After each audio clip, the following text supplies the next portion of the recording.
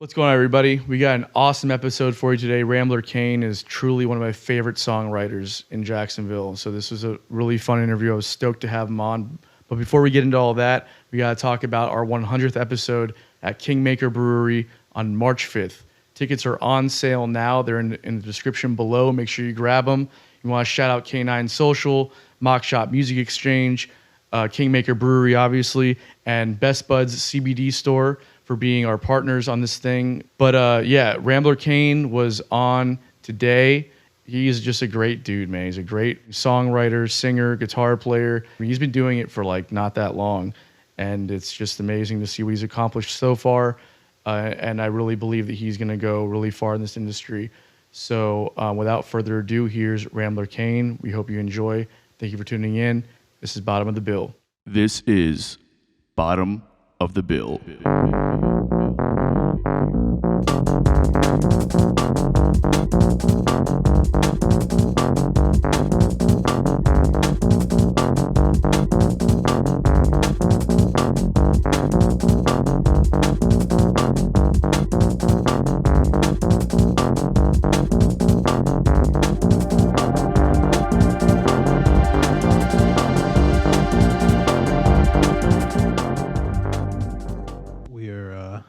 Good to go when y'all are. Word.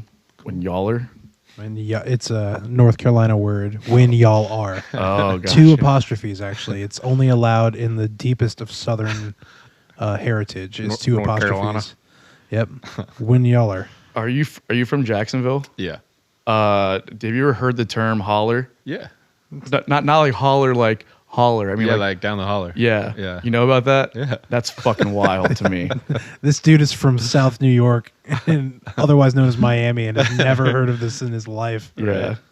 I mean, I don't like use it in sentences, but I know the term. Yeah, no. Yeah, well, you strike me as the guy that's listened to some Randy Travis in your day, Oh, so yeah. like you know what's up. Oh, for sure. Yeah, I think that's a Kentucky, that's like hill country thing though, for sure. Yeah. West Virginia. West Virginia. Yeah. Yeah, I heard somebody use it the other day also, and it like took me back. I was like, oh, it's a real thing. Chris isn't just making shit up. It's a 50-50 shot. Wait, are you from North Carolina? Yeah, I'm from like Jacksonville, North Carolina. Dude, I had no idea. Yeah, up north of Charlotte by about an hour. I've been in Jax for about 8 years. But, Okay. But yeah, that's where I'm from, born and raised. Gotcha. My aunt and uncle lived in Charlotte for years. Yeah, Charlotte's great, man. I love that sound. Yeah. It's just far enough for me to never go see music there. The tobacco fields are where it's at. Anyway, Let's keep all that. By the way, I like that. That was good. beautiful. Anyways, welcome to the podcast, bro. Yeah, man. Thanks for having me. So for those who don't know, Pat or Mr. Rambler Kane, where'd that name come from? So it's not as cool of a story as I wish it was. Just make one up, bro. Just make one up. Nah. So I knew I wanted to use a stage name. Like we talked about before, I'm pretty shy, like introverted. So I knew I didn't want to use my real name. There's a lot of Pat Kanes and Patrick Kanes out there as well. So I made a list of like maybe 8 to 10 that I thought sounded kind of cool. And then I honestly just one night with a buddy, we just went through them and sort of read them aloud. And it was like, that's the one that sounded the best, fit the music the most, I guess. Nice, man. And how long have you been playing around Jax for? So I've been playing guitar for a long time and writing for a long time. But as far as playing gigs, I'd say my first gig was during the pandemic, so it was October of 2020. Oh, wow. Yeah. Yeah, that's right. We talked about that at Kristen's thing. Yeah. That took me by surprise because you don't seem like somebody who's only been gigging for like 2 years, 3 years, I guess, 2.5 years now. That's what's been the process? Like, how'd you like, get started, and why did you start doing it? Yeah.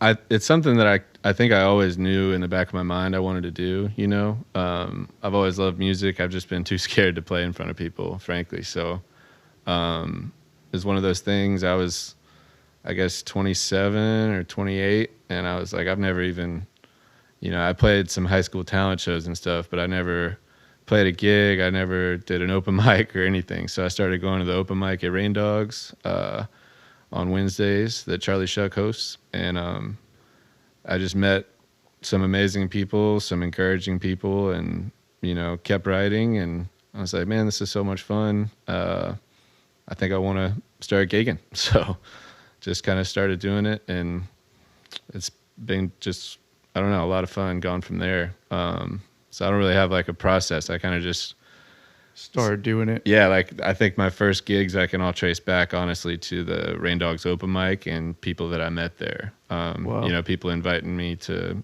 play with them or putting shows together and stuff like that. So it sort of just not snowballed, but it all started from going to open mics for sure. Can you describe that feeling for people that might not know? Because I know that I had a similar feeling before I started playing music, like, for real.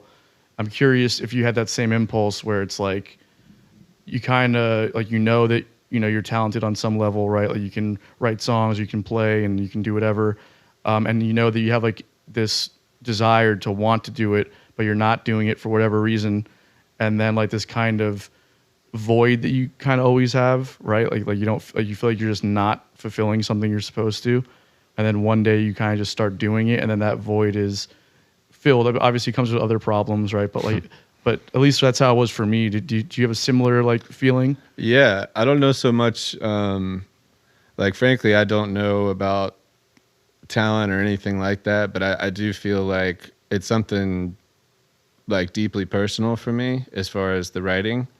And yeah, it was definitely a void. Like I knew, I was working at a car dealership, and I liked parts of that job, but I'm sitting there at the desk thinking like, I like being creative and writing songs. This isn't really fulfilling that desire, I guess. Right. So it's almost like you feel like you're going through the motions of life and putting off your creativity for just working a traditional career path. But eventually I just decided it wasn't for me, and I had to play. So I'm glad I did. I mean, totally, man. Me too. Honestly, like I was telling my girlfriend Chelsea earlier, you're one of my favorite songwriters in town. Oh man, thanks. Because I I appreciate that. mean, whether or not you know it, you've got a great voice. You've got an interesting way that you play the guitar. But then, furthermore, like you're just a phenomenal writer. I mean, Oh, thanks. yeah, man, for Appreciate sure, it. for sure. Thank you. So how did you like? Were you playing by yourself, and like you had people tell you like you were like good, you should be doing it? Like what? There had to be something that like made you feel like Honestly, you could do it. Going back to high school, I played with a couple buddies. Growing up, I mean, I started playing when I was 12 or 13.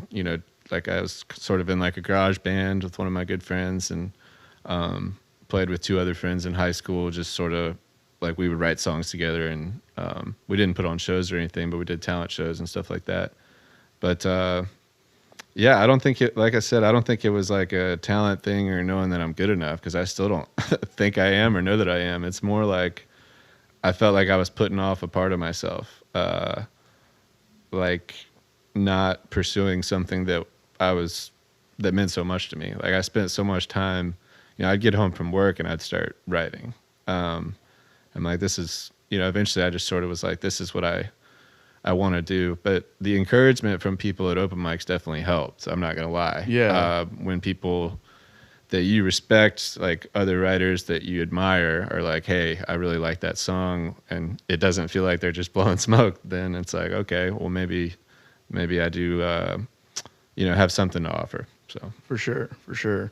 Yeah, as most musicians, I feel like won't blow smoke, like especially if they pick a song out. Like, hey man, that one song that you did was really good. Like what you did with this or that.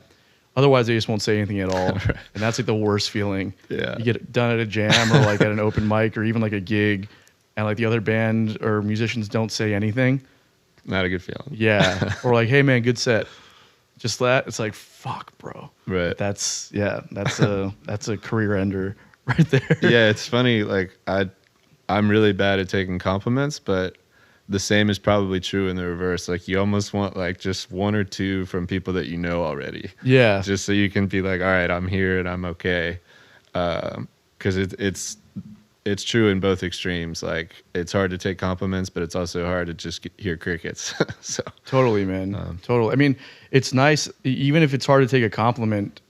I feel like every musician goes through that phase where it's like people tell you that you're, good or whatever at hopefully at a certain point, and like you're not used to that.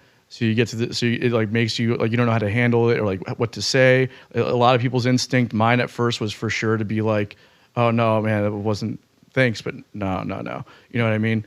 And then after a while, you kind of learn how to take them.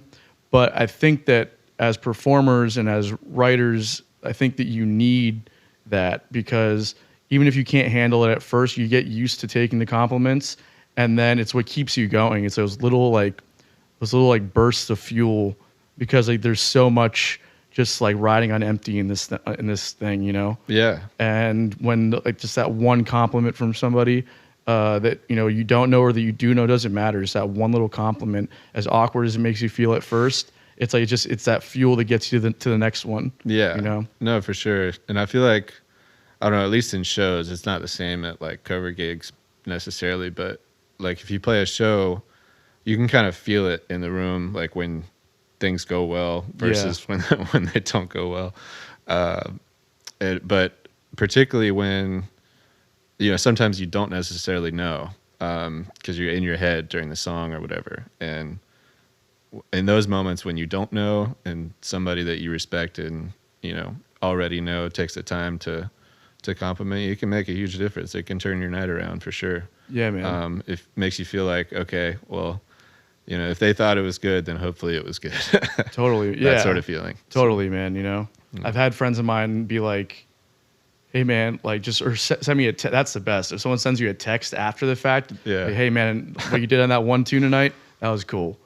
Like that happened to me like once, and I was like, holy fuck. I'm a musician here in Jacksonville that I highly, highly respect. Right. And I was like, holy shit, man, like that literally made my night. Thank you so much for saying that. Yeah. You know what I mean? Well, isn't that funny? I feel like I totally agree, but it's like our fellow musicians' feedback means that much more almost. I don't know why that is. I guess it's because we're all musicians, but like if one of my close musician friends says something, it sort of just means the world, versus, it's still nice to get any sort of feedback from anyone, but it truly makes a difference when it's somebody that you respect as a writer or performer, Because they know, like they're listening to it on a different level.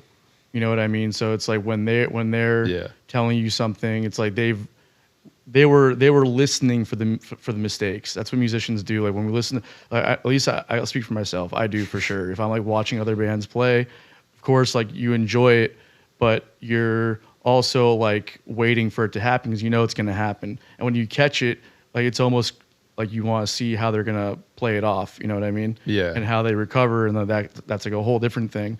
So when they're telling you, whether they're giving you like a compliment or just whatever, that it's coming from a place that like an analytical place as a musician. Yeah, that makes sense. And people who, at least that's what I think anyways, people who listen to music, like their supporters and their fans, that means the world too. They're just listening at it from a different perspective. Yeah. I think, No, absolutely. Yeah.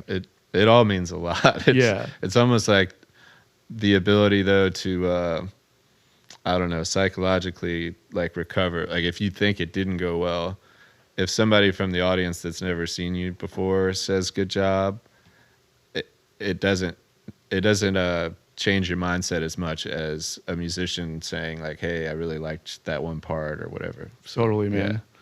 But they all mean a lot. Yeah, 100%, 100%. Sure. So you're like, I think like when I heard you play at Kristen's that night, you kind of like a folky, country, bluesy thing. Where would you say like your background is, and like where you draw inspiration when you're writing? Yeah.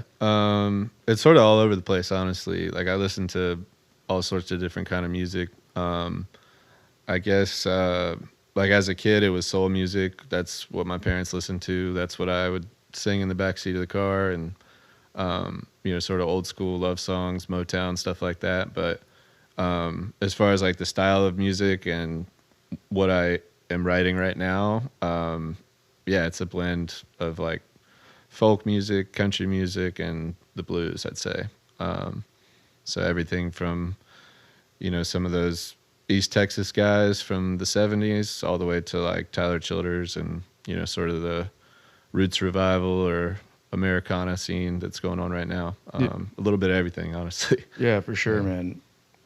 And as far as like the subject matter, like to me, it seemed like you were like you're pulling from a very, very vulnerable place when you're writing. Like everything seemed very honest, and like you were, and like really like you were feeling everything. So I'm curious, like, what are you thinking about when you're like, just broadly, like where are you pulling inspiration from in that respect? Sure. So it's funny. I kind of write. I don't know. Every song's different, obviously, but most of the time I write with the guitar. So a lot of times I'll come up with the guitar part first, and then I'll start writing. But it's always, for me, it's always personal. I try to write story songs sometimes, but I feel like they're not as I wouldn't say whether they're good or bad, but they just don't move the needle for me, even when I'm singing them. So I try to find that place that moves the needle for me emotionally, because then if I feel emotional about it when I'm performing it, then maybe the audience can feel that, hopefully. That's the goal anyway for me. Is that's my favorite part about playing. I could never record again. I just love playing live. I think that sort of up close and personal human interaction is the magic stuff that I want more and more of, So when I'm writing, it's basically to try to make myself, not give yourself the chills, but a similar concept of like, if I'm moved emotionally, then I'm on the right track. And if I'm not, then I sort of start over. Yeah, for sure. Definitely comes across when I'm watching you play. Like you're definitely feeling like whatever it is that you're singing. You know what I mean? And it really does really translate. I think it's important. Thanks, man. It's like when you're writing about stuff, there's different ways you can do it. There's a lot of different, you can write about other people's scenarios, your own scenarios. You can do storytelling. There's just endless possibilities, right? Yeah. Are you typically drawn to people that are writing more about personal things or seemingly personal things rather than stories? I think so. I like a lot of old school country songs that are story songs. But as far as like now, or like people that I like to go see live, it's definitely, I lean more towards the personal, the vulnerability, not just in the song, but also on stage. I feel like you can kind of feel it when somebody's singing a song that somebody else wrote versus somebody's singing like a deeply personal song that they just wrote recently. Yeah, totally. So I lean more towards the latter, I'd say. Okay. And how particular are you about your lyrics when you're writing them? Because for me, that's a fucking dreadful process. So it's funny. I don't get particularly particular. Like it's hard to describe. I sort of just write. Like I'm not typically using a pen and paper. I do sometimes, and there's been a handful of songs lately where I wrote the lyrics first without guitar just to see how that went for me. Wow. Which I felt like it went well. I enjoyed doing that versus writing with the guitar first. But I'm not one of those people that like edits and re-edits and is worried about punctuation or phrasing necessarily. It's more about, for me, conveying the emotion. So some of my lines don't make any sense, but if they hit with impact, then it doesn't really matter if it makes grammatical sense or logical sense even. If you can feel it, then that's what's most important to me. 100%. I mean, like, if you listen to the Beatles, that's like their whole thing, right? Especially some of like are you a fan of the Beatles at all? So I hope I don't get in trouble for saying it. It's not that I'm not a fan. Yeah. I'm just one of those people. I know like the hit songs and I like them, but I never did a deep dive on the Beatles. I didn't grow up listening to them. Gotcha. So it's just not one of my bands that I know a lot about. But, Gotcha. Yeah. Well, if you listen to, I mean, you can like pick, like even if you listen to like Magical Mystery Tour or just like the song or I Am the Walrus, anything in that era from the Beatles, you listen to it and you're like, these words make no sense. And then they're my favorite band of all time. Right? And I grew Okay. up listening to them. I got, really deep into all that stuff. And like in my early 20s, I was talking about it one time. And I was like, I'm trying to decipher what it is they're talking about because there has to be a meaning here. And then one of my managers, when I used to work at Sam Ash, he told me, he was like, sometimes it's just about the poetry of words. It's not necessarily about the meaning that they're conveying or whatever. It's just like, it's the way they flow and they sound, and it's conveying something. It doesn't have to make sense to you or whatever. Just whatever it's emoting out of you. Yeah. And that to me was very interesting because I never thought about, putting words together in a way, or just randomly jumbling words that are just like seemingly don't make any sense, but it works. You know what I mean? Yeah, for sure. I think I definitely don't write on that level. Like my lyrics, I hope I didn't misspeak, but like they generally make sense. But I just mean more on the lines of, like, if I feel like a line feels good and sounds good, I'm not going to revisit it to try to perfect the phrasing or anything like that. Gotcha. But I know like Bob Dylan did some of that, especially early on, where it was just like everybody's trying to figure out what he's saying, and it's more about the sound and the emotion, like the way he delivers it. Right. It doesn't have to make sense if it sounds awesome. Right. So, Right. but Yeah, I've never been able to get into that headspace totally. 'Cause I pay very close attention to the lyrics when I'm listening to them or when I'm writing them. Because like for me, hip hop was like a huge thing in my high school and into my early 20s and stuff. And that's like all about, as far as I'm concerned, it's like all about the lyrics. yeah. So when I started writing like for real, I was thinking about that and like, the syllables and how you make everything work. And then I'm curious about this with you because I can't move on with arranging a song if I don't have the lyrics set or at least the melody set for that section, right? So it's like I'll come up with an idea and I just start humming a melody and put words to it. And then once I have that section, I can move on to a chorus or another verse or whatever. If I don't get the words, I'm stuck and I can't move on. I have a very similar experience. I can't say that it's for like every single song I've ever written Yeah. for sure, but yeah, I'm often melody first, the vocal melody 1st, and then yeah, I try to finish a verse before I decide what the chorus will sound like. Because to me, the ending of the verse is, it's setting up the chorus. So Totally. I'd like to know what I just said. That might inform the chord change potentially. For sure. If it's a happy song or a sad song, So For sure. I generally do the same thing. Yeah.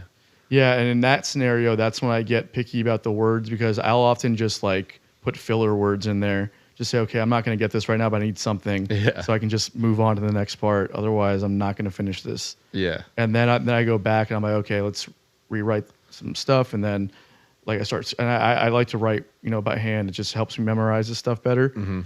Scratching shit out, and then I'll play it live a couple times. How does this feel? How's it fitting? If it doesn't work, then I go back and like change more shit. Yeah. I get so hung up on like little things with lyrics, man. It drives me crazy. Okay. Yeah. But like I do different music than you do as well. So it's like I feel like in more of the folk and like country side of things, like almost like you want almost more of like a spoken, like like you're having a conversation with somebody. Yeah, I was Right. gonna say, so like a lot of my songs, it's almost conversational. Like I can kind of make things fit easier in like within that genre. Like particularly the finger picking stuff. Like if I'm capoed up and finger picking, the chord changes are simple. I mean, they're cowboy chords for the most part. So you can kind of condense phrases or go shorthand on like your pronunciation of something. Right. Like it's a lot easier to make the lyrics fit the song that you want it to be versus like if you're playing rock or whatever, where it's got I guess the timing it's just a different type of fitting the words in. You know what I mean? Yeah, because it seems like in those scenarios, especially like in pop and more produced stuff like that, where there's like all this arranging and stuff that's happening as well, and there's a lot happening. So like the lyrics aren't necessarily the focal point of everything. I mean, they should be good, they should make sense, and they should like have a meaning to them. Right. But there's all this other stuff, so like you want to give yourself space so that the other things can kind of shine. Yeah. But a lot of the singer-songwriter stuff, it's like, this is about the lyrics. Listen to what's being said here. And yeah, I feel like maybe in that scenario, there's a little bit more leeway. Yeah, for sure. And one thing I do, so I don't like go back and edit lyrics too often. Like I try to finish the song. Whenever I start writing a song, I try to finish it in that sitting if I can. It doesn't always happen that way. I mean, I have a lot of unfinished songs too. Yeah, totally, yeah. But like the ones that feel particularly good, I try to finish it, you know, right then and there. But I will go back and edit lyrics a lot of times to like make sure that from verse 1 to verse 2 or from the chorus into the verse that like the ideas are connected, if that makes sense. So that like if I'm using a particular phrase, like I'll try to make sure that there's a callback or that, you know, verse 3 is connected to verse 1 somehow. So like if I can just change one word and it can link verse 1 with verse 3, Right. then I do that.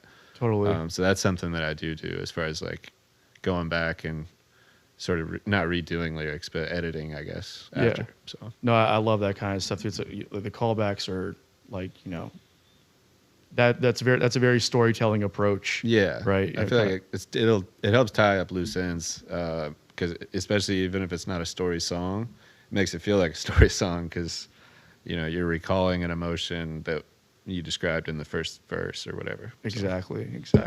Sorry. No, yeah, I'm gonna take some more. All right, so we were talking a little bit before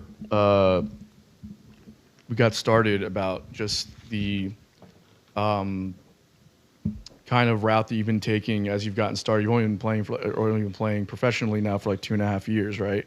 Professional's a strong word. Yeah, well, you're getting paid, right? Sometimes. Yeah, sometimes. Yeah, so then that's professional as far as I'm concerned. You know? Yeah. So you're doing at the moment like some showcase stuff, opening up for, you know, bigger touring artists, and then a lot of like the local bar gig stuff to kind of make some money.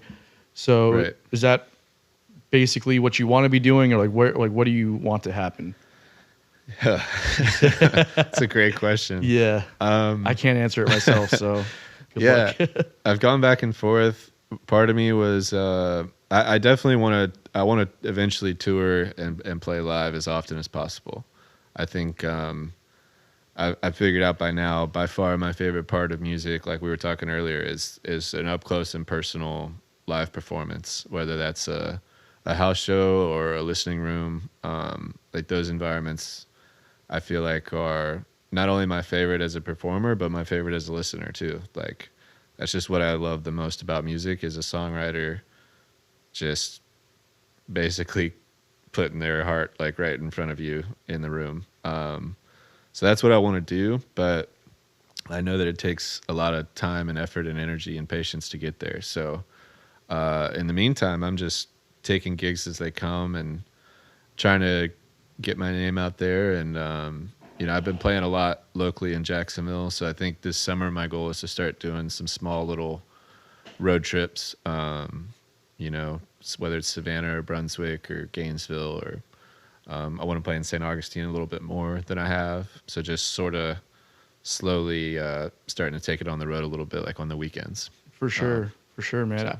I think that's like very good awareness on like what I would consider to be like the smart way of doing it, because a lot of people, myself included, get way ahead of themselves and start to do things before like you're ready to. Well, Believe me, I did get way ahead of myself. So my plan was like, I'm just going to buy a van and leave town and, you know, busk my way. And I said part of me is still considering that, but I do like the idea of at least having some type of anchor dates or, you know, some actually like, you know, paid gigs right before I decided to just drive out of town. So we'll see how it goes. You know, I've had some good opportunities lately, and hopefully this year we'll just see what happens this summer as far as my ability to book out of town. You know, I don't have an agent or anything like that, so it's all about the response rate, really. Like, you know, if you send out a canvas email, how many people actually come back to you. It's a volume game, man. You know, you just gotta like send out 100 and hope 5 of them get back to you. You know, it's just yeah, that grind sucks. Yeah.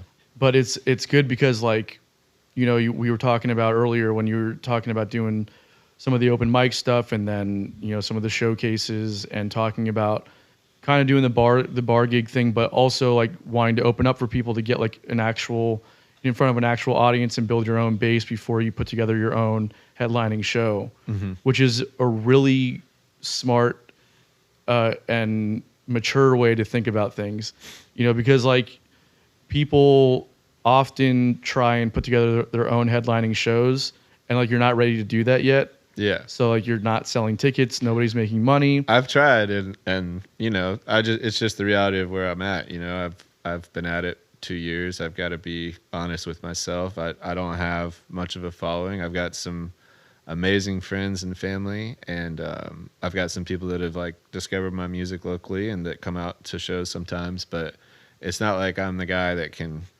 you know, sell out a show or bring a huge audience necessarily. So for me, like if I have the opportunity to open for somebody that already has an audience, you know, I'd kind of be an idiot not to want those opportunities. And I think for where I'm at too as a performer and musically, it's almost like an ideal setup where you get 35 minutes and the audience is there to see the other guy. So it gives, like, being an opener is awesome.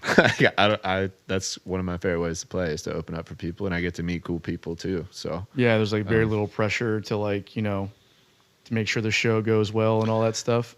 I mean, you want to like it just as far as like ticket sales and stuff go. You know yeah, I mean, I still push, you know, especially getting opportunities at the venues that I've, you know, really wanted to play at for a long time, to finally get those opportunities. And then, you know, I've sent out my email list, I'm texting people, I'm calling people, and then people showed. So I'm like, okay, this is how I need to do it if I'm a headliner, you know, to actually get people out. So totally. It's been a good learning experience too, being an opener. So yeah, man. And it's like also if people try to, just as a cautionary tale to musicians that are trying to like do this for themselves, you know, it's like, you know, I made the mistake for a long time of trying to do all these headlining shows and like way before I was ready. And you end up like kind of ruining your reputation with the venues that you're working with, because when it comes time to like actually do a real thing, they look back at the record and they're like, yeah, man, you've never made us any money, like ever. And first off, we're not going to give you this show. Or if we do, we're going to put you as like, you know, give you like a third or fourth hold on the date until we know for sure that nobody else is going to take it. And then furthermore, we're not going to give you an opening slot because we know that you're not going to sell any tickets for the headliner. Right. You know, because like we've had opportunities come through where like, you know, the manager of the headlining act will reach out to me and be like, hey man, yeah, cool. What, like, when was the last time you played in town and what were your numbers? And it's like, well, 3 months ago was our last ticketed event, and we, you know, did so and so. You got to kind of, you know, fluff those numbers a little bit sometimes. Right. And it's just like, unless you're doing like, you know, 50 to 100 tickets as an opener for the headliner, they don't really want to work with you. Mm-hmm. You know, so it's like you got to, I think what you're doing is very smart, and you know, I'm sure you've gotten ahead of yourself at times, but to be 2.5 years into it and realizing that and just pulling back the reins and like, you know, playing it smart now is really much better than a lot of people do. You know what I mean? Well, I have the benefit too of like, you know, I jumped into it when COVID was happening. So my first gig was October of 2020. People were so nice and like giving me opportunities, not only through the open mic, but as I started to meet people, right? Like at Jackrabbits or wherever. And I've just gotten to play some cool shows and sort of learn from all the musicians that it's like they're just sharing wisdom that they've learned over however many years they've been doing it. And I'm just a sponge. So I'm just soaking it all up. And I have the benefit of knowing some really cool musicians that have been at it for a long time, or meeting musicians who are coming through town and they can, you know, give me their 2 cents. And it's definitely not me being smart. It's me just like getting lucky with who I've met and, you know, the advice that they've given me. Because I just know I'm not ready to be that headliner guy. You know, like I don't have a big enough audience or following. That's just the reality of it. Right. I'd like to one day, but it might take several more years before I'm able to do those kind of shows where, I'm the headliner and I can, not sell out, but get enough people there where they make good money. For sure, man. For sure. 'Cause And that's you my make good goal. money too, That's you my know? goal too. Is like I want the venue to be happy. I don't want to, put together a show and 5 people show up because I've had that happen Yeah. on more than one occasion. That's a bad feeling. Yeah. So I sort of know where I'm at, and it's not me being smart. It's just like I said, I've met a lot of really smart people, and they've helped me see like it's just time and patience, really. Yeah. Or patience and persistence. For sure. And also, being consistently good too, you know what I mean? Like Yeah, that- showing up that and helps. writing good songs and putting on a good performance and something that people want to come back and see. Because at the end of the day, it's like nothing else happens if you're not like, genuinely putting out good material. you Right. know? So yeah, man, I think it'll happen for you sooner than it will later. Oh, thanks. I mean, like nobody else that I know has like your style here in this town, or at least at the level that I think that you're doing it at within that genre. So I think that you got a lot going for you for sure, man. Well, you're very kind. Thank you. I think it's funny too, because I think that's part of why I've gotten so lucky is just by virtue of the fact that for whatever reason in Jacksonville, and there are other artists who do amazing work, but Yeah, totally. there's just not a lot of that solo acoustic singer-songwriter in the country folk genre who are pursuing, ticketed shows. There just really aren't that many. So I get, probably more opportunities than I deserve. So I'm going to keep reaping the benefits until somebody else much better comes along, which they're already out there. But, some of those guys don't want to do shows that often. They just kind of like to write, or they'll sell songs to Nashville or whatever it is. So Right. I feel lucky in that regard that rather than being good, you just be the only one that's doing it, or Bro, you're doing what you're trying to do. So yeah, no, but you're also good. So that's Well, so you got that going you're for very you. kind. Yeah, man. Do you have any desire to play with the band or anything like that? It's funny you should mention that. So I think I don't know what the future holds, but I do know I've recently started having talks with like some of my closest friends that are also musicians about sort of putting something together, and we don't really know what it looks like yet. Whether that's like a new project that we write together and record together and do all that, or if it's more like we collaborate on a monthly show or a show a few times a year. But we're still exploring that, and we want to come up with something that everybody feels good about, but we're excited about it. So I'm going to be playing with other musicians. I just don't know what it looks like yet. Cool, man. But yeah, that's something I realized recently is how lonely it can get sometimes doing the solo stuff. Like I love the challenge of it, but playing with other people is amazing. It's so much fun, and like the connection that you can make, especially when you're live in front of people.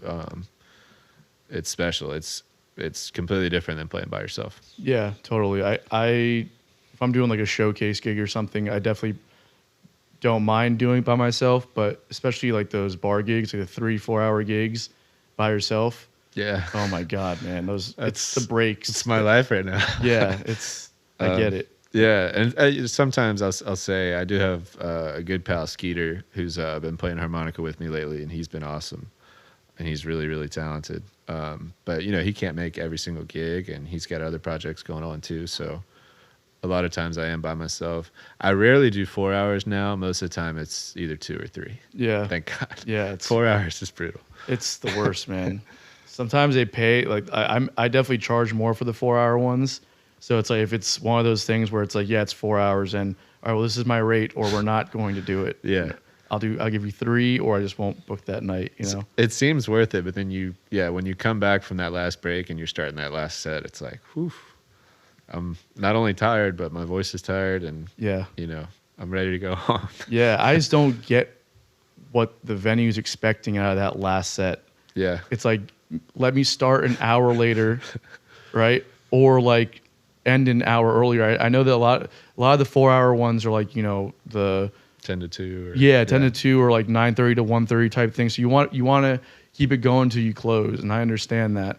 But like, then I don't need to be there for that first hour. Then I can come in for that for like the second hour or whatever. It's like I don't know. It's weird, man. It really like pushes you. No, I agree, and I've kind of not stopped, but I've sort of shifted my like focus on booking those bar gigs. I've shifted earlier and earlier because I realize that I enjoy that more, and it's also, I don't want to be out till 2:30 in the morning every time. Yeah. So like some of my gigs are 5 to 7, like sort of happy hour type gig. I play Mondays at Casbah. That's 8 to 10, and it's a lot of fun. But I don't have to play till 2 a.m. every night, which is nice. I know I'll need to sometimes, especially on the road and stuff, if I ever get there. But for now, it's like, I don't want to be out that late every night or every weekend. I don't want to do that every single time. No, for sure, man, for sure. I mean, and like you're not drinking anymore, right? Right. So it's like that makes the late night ones even harder because you got to deal with those people that are just out getting hammered. Yeah, that's true. And you're not on that level anymore, and you're just like, this is really brutal. Yeah, no, that's a good point. I didn't think about that yet. But I haven't had as many. Yeah, I haven't had as many of those situations arise lately. But I've been playing, like I'm playing at Harps on Friday. It's 5 to 7, and it's not a rowdy environment. It's a lot of families, a lot of kids, and those gigs are fun. So I don't need to be at whatever bar until 2 in order to have a good time. Yeah, which for is sure. Good. So I need to get some contacts from you after this because Yeah. the 5 to 7 gig on a weekend sounds amazing. Yeah, it's good. It's normally 6 to 8, but this week, it's getting darker earlier, and it's been kind of cool, so we're doing it an hour earlier. But 6 to 8 also works. I'll 6 take to 8 that. is also no good. problem. Yeah. I can go catch a friend play afterwards. I can just come home and exactly watch TV. Yeah. My pal Robbie Dammit, he plays at Bay Street Bar and Grill. It usually falls on the same Friday, the third Friday of the month. He's at Bay Street every third Friday of the month. My Harps gig is usually every third Friday, so I'll try and wrap up, and then I can go catch Robbie's set, downtown afterwards, because he starts at 9. That's right over by like 1904 and all that, Calvert Chop House and all that. Yeah, we've both been playing there for a while now. I play first Fridays, and he plays third Fridays. It's been a fun one. Nice, man. Yeah, the people in there are cool, and it's been growing. Sometimes it's a little slower, but it just depends on who decides to show, Yeah, for sure. What's that one dude, Chris? That's always starting shit on the block over there. That one homeless guy. Yeah, I'm not naming names. No, I don't want. I'm just like, it's just because I know he had like a problem at Bay Street one time. It just like, yeah, it just like popped in my head for some reason. That one's drawing a blank. I don't think the name that's coming to mind. I don't think is the name that it is. So. He's like, some homeless dude. He's gotten into fights over there on that strip with all those guys. You ever encountered the guy that I'm talking about? It's possible. Yeah. I've had some encounters. Nothing dangerous or anything, but going to my car or carrying gear out or whatever. But there's a lot of that down on Bay Street. It's not as bad right in that area though. Like that sort of strip, starting with Bay Street and then around the corner to Florida Theater on the other side. Yeah. Like as you pass 1904 and Ocean Street Tacos? Yeah. Yeah. Like that whole little corner is pretty happening, so there's not as much of an issue anymore. Right. And also like the security at 1904 and Underbelly like do a really good job of like keeping those blocks like as safe as they can. Yeah. I wouldn't want to walk too much further down Bay Street, like back towards the stadium. Right. Yeah. Because there's really not that much. There's nothing there. Past there. Yeah. So I try to stay close. Yeah, for sure. But downtown's weird. Downtown Jacksonville is like an anomaly. Like most cities, like the bustling area is the downtown area. Like Jacksonville's not like that at all. You have like one little strip there, and like it really depends on what's happening. Otherwise, it can just be dead, on a weekend. And then like Riverside, obviously, right here is like popping all the time on the weekends. Like Avondale is good. San Marco's got its own little thing. The beaches obviously are the beaches, and like so it's just weird, you know. Yeah, it's so spread out, and everybody kind of has their own neighborhood that they support as far as like retail and restaurants and where they go spend their money and spend their time. Yeah, But and Murray Hill too, hopefully- man. Murray Hill's popping off. yeah, it's busy. Yeah, I love that Yeah. area, man. It's awesome. You catch like really like the whole jazz scene, like, you know, Stefan and John Ward and all those guys have like, you know, they play over, what's that spot called? Buckner's. Buckner's, Yeah, yeah. on Like Wednes- on Wednesdays. Yeah, they do like the jazz nights there. And like you catch some like amazing jazz on Wednesday nights there. Yeah. Stout Snug is doing like the open mic now with the songwriter showcases. Playing there tomorrow. Oh yeah, I Yeah. did see that. Yeah, that's right. Yeah, I'm excited. But Yeah, yeah, man. there's a lot going on. That whole area, it's cool, and that place is cool too. Like both Stout Snug and is it Buckner's or Buchner's? I never know. I think Buckner's. I've heard of Buckner's. I've but heard I don't- both. I don't know. Yeah. But I've played there with Jesse Montoya once before. Oh, and yeah? then we're doing another one next month. But it's a good environment there. I like it there. I love it there, man. Yeah. Like one of the few places where I'll go on a night off and just go chill. You know what I mean? Yeah, that back like beer garden thing is super nice. Yeah, and it's low key. It's not like, you know. Yeah, it's just chill. I like it. I like it. I like the neighborhood. I like the vibe. Like the crowd of people that hangs out there. It's like young and progressive, and like it's a good vibe. I feel like, you know. Yeah. I dig it. Junko Royals, yeah, they play there sometimes as well. Yep. But yeah, that's a good spot. All right, guys, this episode's brought to you by Best Buds CBD Store. If you're like me, maybe THC isn't always the right high for you, or maybe the legal status of THC has you a bit hesitant to indulge. So at Best Buds CBD Store, they have an array of CBD and Delta 8 THC products. These guys truly care about their service, so everything is meticulously sourced and prepared to deliver a top-notch product and experience. If you head to their website, you'll find all kinds of educational information regarding Delta THC and CBD. Not to mention, if you use promo code BotBPod, that's BOTB pod, you'll save 10% on your order. This is not a one-time deal. If you use promo code BotBPod, every time you place an order with Best Buds, it will give you 10% off. That's in perpetuity, forever. So head over to bestbudscbdstore.com and start saving on all of your CBD and Delta 8 products. Enjoy, guys. So are you recording it all? So I have I put out a single on December 30th, and then I just put one out last Friday, and then I've got two more coming down soon, hopefully. And then I have plans to record again this summer, so I'm thinking like May or June. I'm still figuring out like what I want the project to be, like which songs, what order, and how I want them to sound. But I was thinking about doing a single live take for the songs, and then also doing like a live recording with an audience, you know, and maybe other musicians on it, but like the same track order. So sort Okay. of doing like a, you know, playing by yourself in the garage and then playing with friends in front of people, I dig that, man. but like the same songs. Hell yeah. That's kind of what I'm thinking, but I still need to talk to some people to figure out the logistics of all that. I've never recorded a live album or anything like that. So, but that's kind of the idea in my head, is not a double album, but a, you know, two-sided of the same album. Hell yeah. That's a great idea. I love that. Thanks, man. Yeah. It's a whole different experience when you're doing it live versus studio. Yeah. You know, I am a big fan of the studio experience.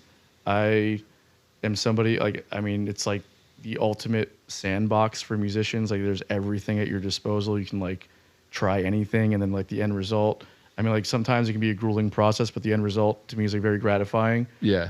And that's like its own thing. And then like the live performance aspect has its obviously has its perks as well. But man, there's something about like finishing a product in the studio. It's like that's forever, man. Like that Yeah. doesn't go away. That's you. That part is very cool. Like we talked about it earlier a little bit, but I definitely like live more, but it is really satisfying.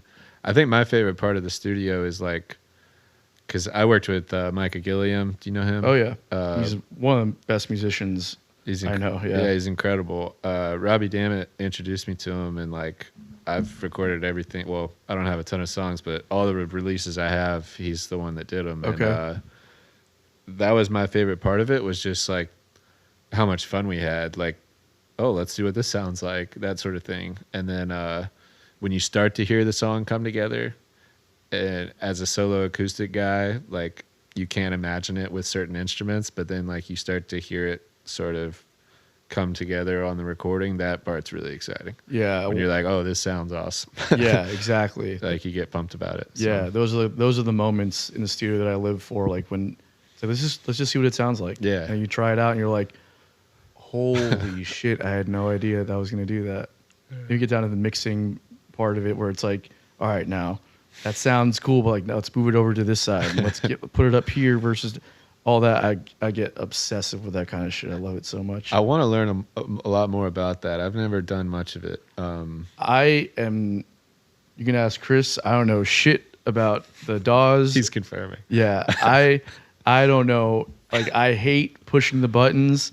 Not gonna do it. Yeah. However, I know what I want to hear, and I'll sit there with you, and I'll tell you like, hey man, move this over here, move this over there. I know it's possible. I know what I want to hear. Yeah. You know, so like that part, you know, that's like the producer side. That's like very, very like fun to me. You know. And to your credit, you're pretty good at describing it. Like I've worked with people that are very kind of ambiguous about trying to get their ideas across to an engineer, but for someone that doesn't push buttons, you've got a pretty damn good grasp on how to convey that across. So. I mean, I've been doing studio work for like 15 years. So at this point, I've just my inability to push buttons is a willful ignorance for sure. That's a skill in its own right, though. Like not the ignorance part, but the no, that's a skill too. Trust me, I work very hard at it. But the ability to describe things, I think I'm horrible at it. Maybe I could ask Micah after this, but I think I'm really bad at describing when I don't like something or what I want more of or whatever. Right. That's the beauty of working with someone like Micah, Exactly. who's so talented that I didn't have to tell him anything. It's just like, he's like, hey, I think it sound cool with this. Let's try this. And I'm like, you were exactly right. It does sound cool. Yeah. I mean, there was some feedback and stuff, but it was never like, I was never like, oh, this guy's leading me in a bad direction or anything. No, he's an artist, man. Yeah. That guy, like, he's a true artist. I don't know him very well personally, but I've seen what was that band that he was in, the Young Step? Young Step. Yeah, I saw them play once, and I've seen him like play just, you know, online stuff or whatever. And yeah, he's a special musician. You know what I mean? Sure. And yeah, so like he'd be a really good guy when you're in that scenario with him to like just sit and watch what he's doing. And like, even if you're not interested in being the engineer, which is the part that I hate doing, it's like you can be like, hey man, I know that part's still there, but it sounds different now. Why does it sound different? And then he'll tell you, well, I moved it over here, I lowered it, you know, here, whatever. And then you're like, okay, so that's what that is. That's what's happening here. And then over time, you're just like, you can sit there and work with an engineer, be like, hey man, can you pan this to the left, or can you pan this to the right, or can you move this more back in the mix, or move it up front, or like, you just know how to like, talk about those things, you know? Yeah, because I think that is important. Like from just talking to buddies who've done some of the production stuff, is like being able to communicate, like speak the language, I guess, it can be important. Like Right. It can make all the difference. Otherwise, you might start going back and forth. Like, I don't know what the fuck you're talking about. Yeah, I mean, yeah. So I've had, early on when I was working in studios, I've like pissed off a lot of engineers. Just be like, I don't know, man, it just doesn't sound right to me. Yeah. I just want it to sound like that song, you know? Yeah, so I get it. Yeah. Are you a fan of dog parks? Well, how about drinking? Because at Canine Social, you can quite literally do both. Located in Jacksonville's Riverside neighborhood, Canine Social offers both indoor and outdoor dog parks with plenty of space for your fur babies to socialize and exercise. Canine Social also has a wide array of local and regionally brewed craft beers on tap, as well as kombucha, nitro coffee, and wine if beer just isn't your thing, like me. They also offer unparalleled dog training programs with the best in-class trainers of Jet Set University and luxury boarding services as well. Be sure to head to their website at caninesocial.com to find out all the info you need to be sure you and your pup have the best experience available at Canine Social. Chris, let's do some bottom line news. All right. I saw one that I thought was relatively interesting. But, good track record here, so let's go. All right. My song was added to a botted Spotify playlist. Here's what happened. I thought that's Interesting. Okay. something that might happen to us up and coming folks, and what does that look like to us? So let's see. Gets added in. Bot playlist is just a algorithmic kind of pick similar songs, I guess, off of different parameters. Why is it bad? So it can ruin your data, give you a false sense of success, Right. and it's fraud. Well, go back up real quick to just like what the botted playlist is, because it's different than a Spotify curated playlist. So what is a botted playlist? Gotcha. So a bot is a software program that someone created to stream a playlist. These bots are programmed to control individual Spotify accounts to play the same songs or playlists. I misunderstood this. I thought it was like an algorithmic making of the playlist. Nope, it sure isn't. I know people that do this, and they make fat checks from Spotify. Fat checks or checks? No, fat. I mean, like they're paying their rent off that shit. Dang. I know how. Yeah, it's a little sketch, honestly. Okay. And it definitely, you get a false sense of success because those numbers aren't real. Right. They're not going to translate the ticket sales at all. Botting is fraud. Obviously, you're defrauding the company, and so it's becoming a real problem now. Yeah, of course they're going to catch on to this. Are you familiar with this? Not really, but it definitely sounds like something that they'll be able to catch on to, because they can just look at the data and see, like when something's out of whack, they'll be able to crack down on the users and be able to tell that they're fake. Right. And then they might go after you financially if you've been participating in these schemes. That's crazy though. So here's what seems interesting is I think both of you, we're referencing like people doing this intentionally to make checks. Yeah. This article is talking about like your song got added to that playlist and you didn't do it, and now your stuff's getting tanked and you're not even Right. like, you're probably seeing the royalties, but you didn't go out there trying to do it. So like I see, yeah. it's like it's a how to get off this shit kind of thing. And there's a list down here of you think you're blowing up, you're getting streams, and then you get kicked off. That's and then it's a wild. phishing scam. So then pay us to get put back on. Right. That's wild. This is and this is all AI that's doing this. Do you this have to is brutal? If somebody's adding you to a curated playlist, like, do you have to agree to be on there? Or No. they can just add you. Yeah, they just add you. And you Like- probably want that to happen too if it's a legit Right. playlist. But Yeah, like if it's Spotify But if- curated or something, that's like one of the best things that can happen to you on the platform. yeah. Right. But I just wonder, these, like, I don't know, if the playlist itself is botted, how do they get? Are all the subscribers or followers of the playlist bots? Is that what they mean? Yeah, bots, or there's also, That's bizarre. I'm not going to go into too much detail on it because I know people that are doing this and I can't, it's a little close to home. However, people will create like multiple accounts on Spotify and then like have those accounts be streaming repeatedly, just forever.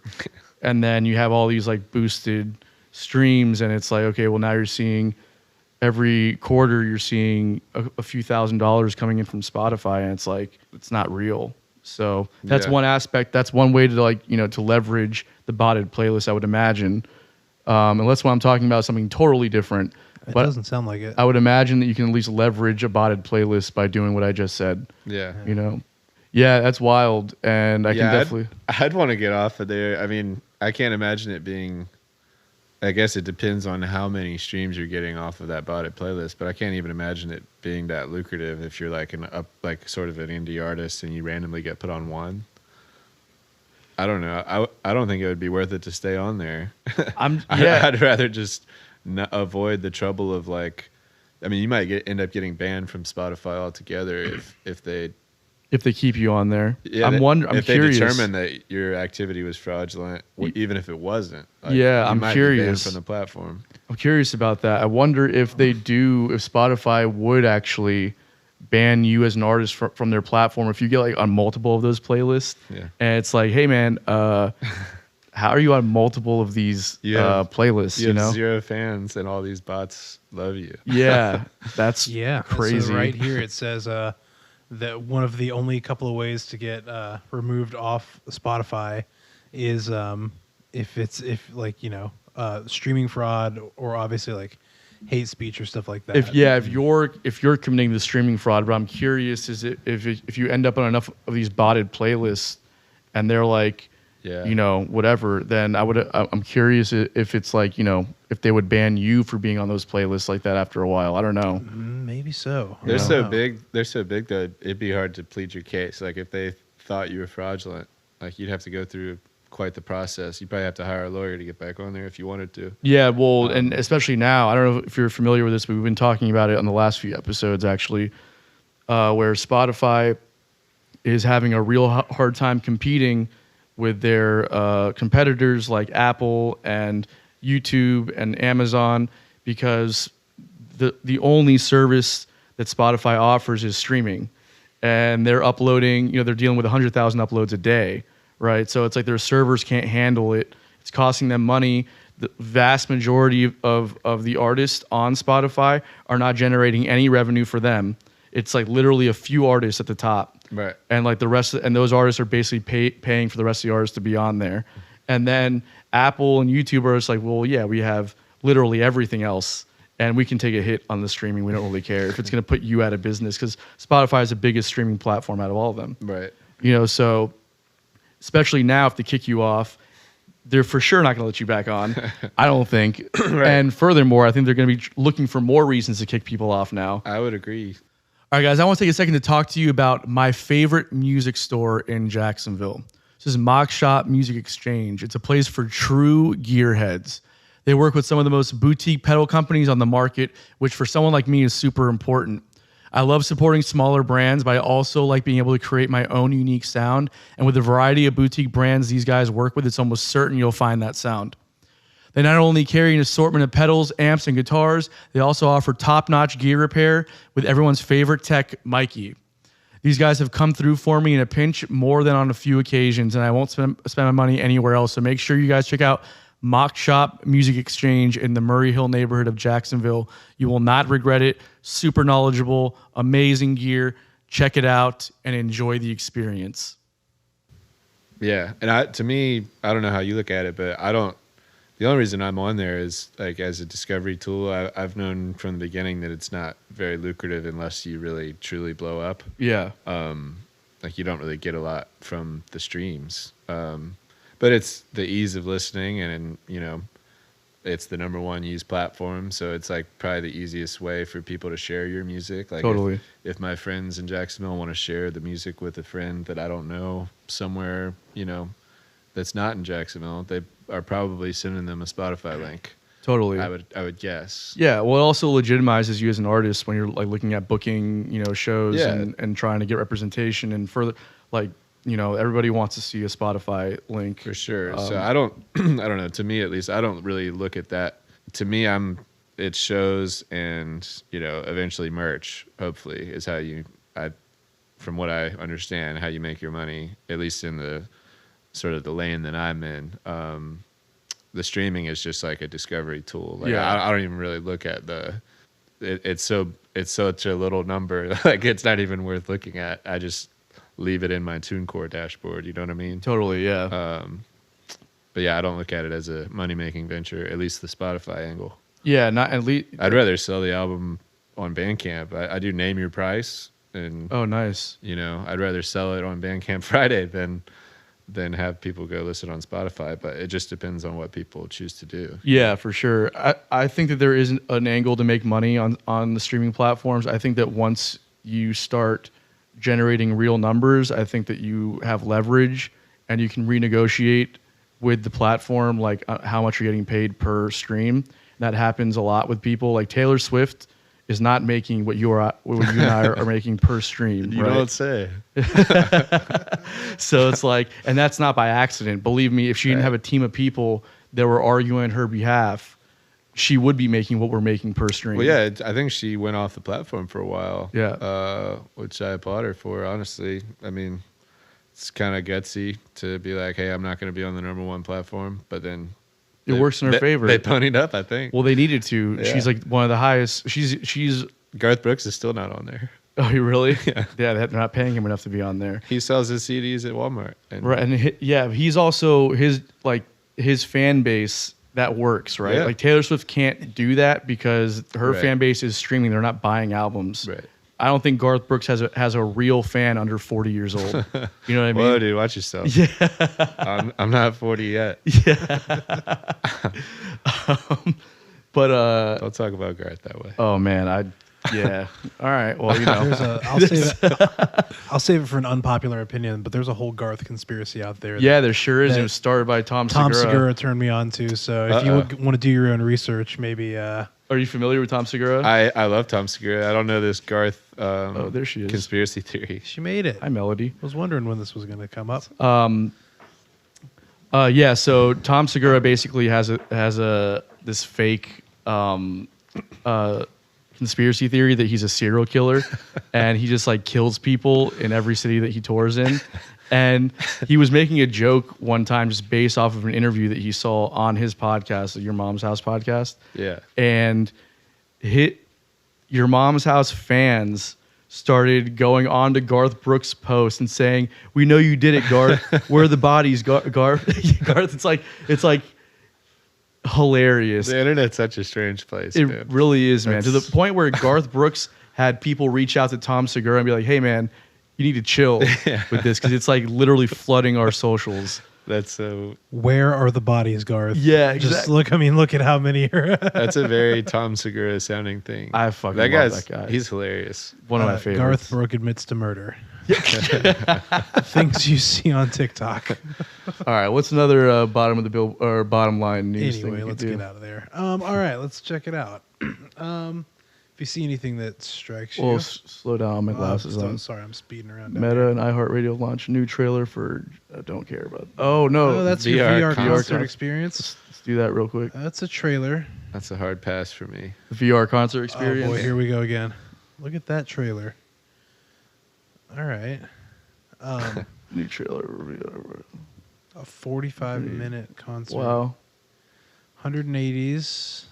Yeah, 180-degree concert experience created explicitly for VR, taking viewers to a career retrospective.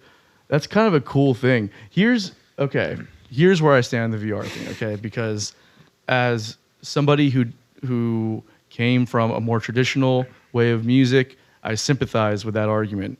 However, as I've gotten, to be more involved with the music industry stuff, I try and like think of the angle and where technology can work for us, right?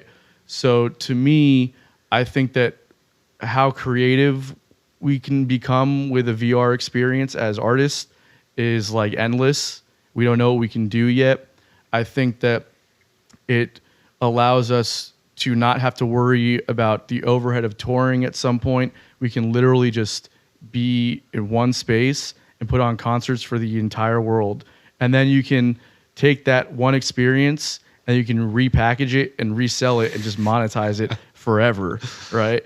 So it's like, I know, like a lot of musicians hate the way that I think about this kind of shit. We couldn't have a more opposite view on this particular point. I would have guessed that. But like, so I will say it's not completely useless. Like I think the technology is amazing, Yeah. and I think there are certain uses that would be cool, especially like during COVID, or if you're like disabled. Like some people would particularly benefit by being able to attend a concert, from the comfort of their own home. I get all that. Like that part's pretty cool, actually. Yeah. But as far as like replacing, oh, or just, I don't want to incentivize artists to like not go tour. yeah. I think not touring benefits a lot of things. I agree, including local economies and all that stuff. I 100% agree. I don't think it's the VR incentivizing artists not to tour. It's the overhead now. Yeah. You know what I mean? Because like everything is so expensive, like from gas to just like the products that you buy on the day to day. Yeah. Like, and then when you're touring with a crew of whatever dozens, hundreds of people, especially at the pop level, and you're bringing stages and you're bringing lights and full production. Yeah. Like it's just you're talking about their overhead per show is surpassing $1 million. So you gotta, and this is why Taylor Swift tickets now are $500 to get like, you know, floor seats for her. Right. Because like, yeah, I've got to make up my money, and other like I can't. Taylor Swift can't do, you know, like her production can't be, I don't know, like a Revolution production, for instance, right? Her production has to be a Taylor Swift production. That's where her fans are paying to go and see. So they, okay, if you want that production, this is what it costs you, or you can buy a VR headset, and I can do this, and then you can pay $25 to get the live experience, and then after the fact, if you couldn't be there that night, you can purchase the experience for $10 or whatever, and then have the full-on experience there. But it's not. See, It's not the full-on experience, though. No, but it's a full-on virtual experience. That's what I meant. Okay. I'm not. That's what I'm saying. Is there's a reason it's $25 and $500. Sure. I'm not suggesting that we Sorry. should be replacing live performances. Yeah. And I think that I don't think that anybody at, you know, a theater level or below is going to be replacing touring with VR experiences anytime soon. Yeah. Like maybe like Humphreys is doing some stuff. Like there's some people that are, but like just overall, I don't know how economical that shift is going to be for a lot of people. And I think that there's always going to be a population of people that want the live experience, right? Yeah, I guess I don't know. I'm speaking purely like not even as a musician, just like as a consumer. Like, Yeah. I would never buy that. Really? Ever. You just not even experience it? You don't even want to see no. what it's like? No. Really? Wow. Because I think it's like, I don't know, music is supposed to be live. But that's, again, I'm kind of biased because that's the way I enjoy it the most. Right. But it also, I feel like certain markets would just no longer even be on people's tour radar because it's like, oh, we can skip the Jacksonvilles. We'll just do a VR show. Yeah, the thing is that markets grow and cities grow, and you know, I think that Jacksonville is not always going to be like a C market. I think it will be. It's one of the fastest growing cities in the country. Yeah. You know, and then people are fleeing the larger cities because it's too expensive or whatever it might be. I think that we're going to be seeing like a disbursement of population across the board. So I think we're going to even the playing field a little bit. I think. Yeah, I hope so. In that regard. So I don't know, but it sucks for the young fan that's in a city like that where, you know, maybe they were on the radar, but then they cut the dates from, you know, say they go from 60 dates to 20 dates. Right. Those other 40 cities, the fans can't actually go see their favorite artists. Like, that sucks. Sure. It really sucks. You're totally right. And I think that, you know, that could be a possibility, but I don't know. It'd be interesting to see how it plays out, right? Yeah, like You know, the technology itself. I kind of too. split the difference of you two. Like, I think if something like this, Way to walk the fucking fence, bro. Way to pick a side. Oh yeah, yeah. You want to hear this idea or what? No, it's cool. Yeah, you're right. Anyway, next topic. What do we got?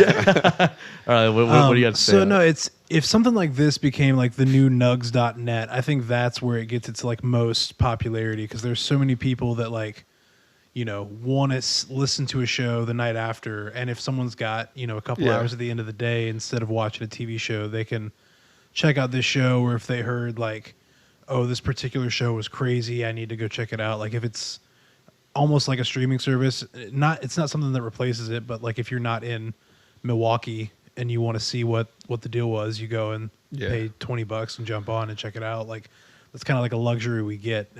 That's what I'm saying, though.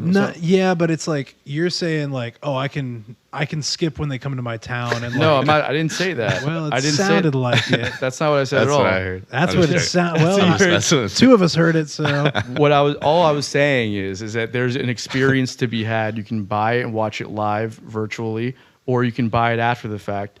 At no point, and in fact, I said that I'm not making the argument for it to replace live music, right? Yeah.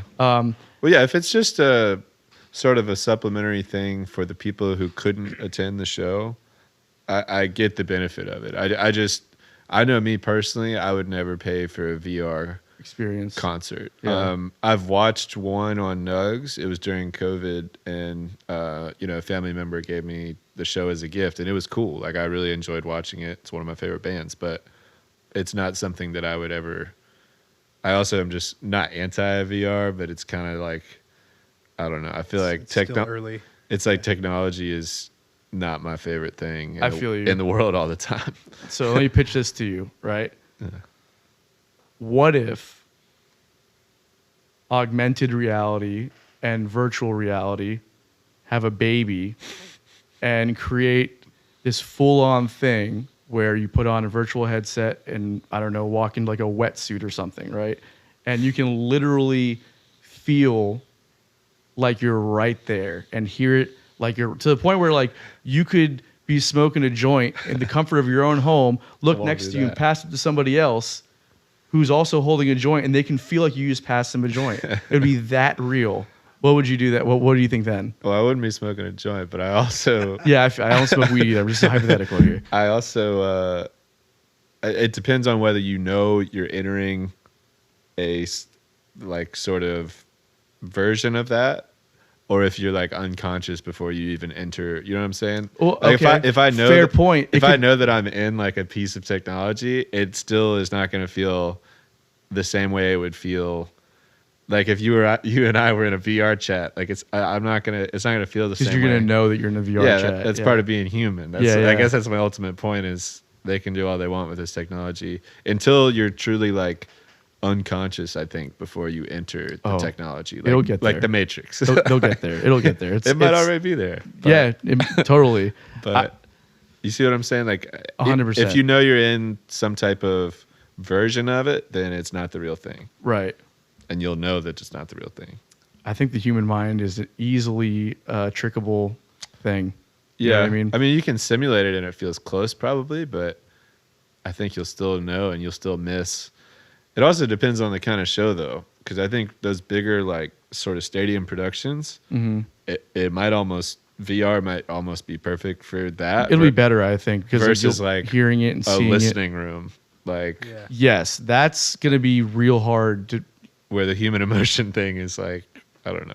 I don't think we're going to see that experience in VR for a long time. I think that we're going to see this kind of stuff first, the stadium shows and like maybe like festivals that they're doing now. I think we'll start seeing that sooner than later. And I don't think that the technology is going to be anywhere near the live experience for at least another 50 years or 25 years maybe with it. It's exponential. I don't know. Yeah. But I do think that I don't want to replace live music. I think that's for sure where it's going, especially now with pandemics and all this stuff being so fresh and people wanting to stay in and blah, blah, blah, all that stuff. I think that's for sure going to replace live music at some point. But I don't think that's going to be in our lifetime where it fully replaces the experience. I don't see that happening. Yeah, I mean, you're seeing it after COVID, right? At least I think people like human interaction. Totally. Not all of us. I mean, some of us are like, I'm introverted, but I still love human interaction. I need my time to myself to sort of refill my cup, I guess. Like, it can be draining being around people all the time, but we still need that like dynamic and connection, I think. Yeah. I think people, frankly, after COVID, were kind of craving that and still are on some level. For sure, yeah. So VR, I don't know how you can, if there's a way that they can recreate that in VR, then they'll be onto something, and they are onto something. They're going to make a lot of money. But, yeah, totally. But it won't be for everybody, I don't think. But I wouldn't say I'm anti. I guess I'm just like resistant. Yeah, I feel that. I think a healthy level of resistance towards any technology is good. Anybody that hops on board anything right away, right. It's like sign me up. Yeah, like for instance, fucking Chris and Steve and Steve Honig and all those guys. These guys are super into like the Bluetooth fucking cables. What are you talking about? You're not?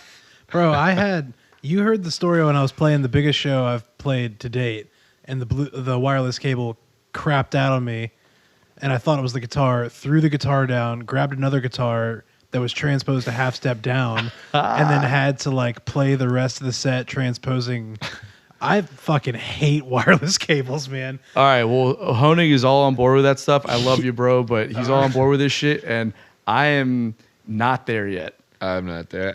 Just having a battery in my guitar freaks me out. Yeah, same. Because it's not even like I'm not against the idea. I'm resistant to hop on right now because it's like it's not perfected yet. So it's like, why would I like take the risk if I'm playing a real show using something that I know is going to be glitchy? Yeah. You know, like let it breathe, let it figure itself out, let it have trial and error, give it a few years, and then That's actually I think that's good strategy with most technologies. Like right when it comes out, just wait until they work the kinks out and then get it. Totally. 'Cause, you know, if you buy the first version of something, odds are something's going to go haywire. totally. At least it seems that way. For sure, man. Yeah. I mean, that's just how it goes. Literally every piece of technology that comes out is like that, you know? Yeah, especially if they rush it to retail because there's a competition to be the first one, you know. Yeah. What was that phone, that one Galaxy phone kept blowing up in people's... I don't remember that. That was a few years ago. It was like the Galaxy Note or something, I think. It came out and it was like literally people were talking on it and it was blowing up, like catching on fire. It was like, okay, bro. Safety feature. Yeah, it's like it's like this hasn't been fully fleshed out yet. Maybe we don't rush a product. 'Cause Yeah. you're trying to compete with Apple on something. You know what I mean? Yeah, and I think some of the early electric cars, I think they didn't have problems like that, but it was like whatever the first like American mass-produced electric car was, like it wasn't something that the people who bought it were like long-term satisfied. It was like they had to go. It might have been the Prius, the very first Prius. Yeah. Now electric cars are like pretty Tesla commonplace. thing is like huge now. Yeah. And they're way more affordable than they were. So, Right. it's just one of those things. If you wait till all the major manufacturers are on board and then they're competing on the price, it's probably the better time to buy than like the first company comes out with the first one. 100%. Yeah, 100%. But then like you also need the people that want to jump on it right away. Yeah. Because then it's like the companies know that there's a demand for it. Yeah. If nobody buys it right away because everyone wants to wait a few years, then they're just not going to produce them. And they are the ones who work out the kinks for us. Exactly. Like by wanting to be the first ones to buy it. Exactly. we reap the rewards. Exactly. I fucking love that fucking sheeple, bro. Another term that I hate so much. God damn. Let's do one more bottom line news because that one was a good one. We've already talked about that. Yeah. All right. Meet company blowing up. Catalog tracks on Spotify. No. Trailer officially closes Julie bot despite multiple missing. No, don't care about that. That's just for shits and gigs. Who's the highest paid entertainers of 2022?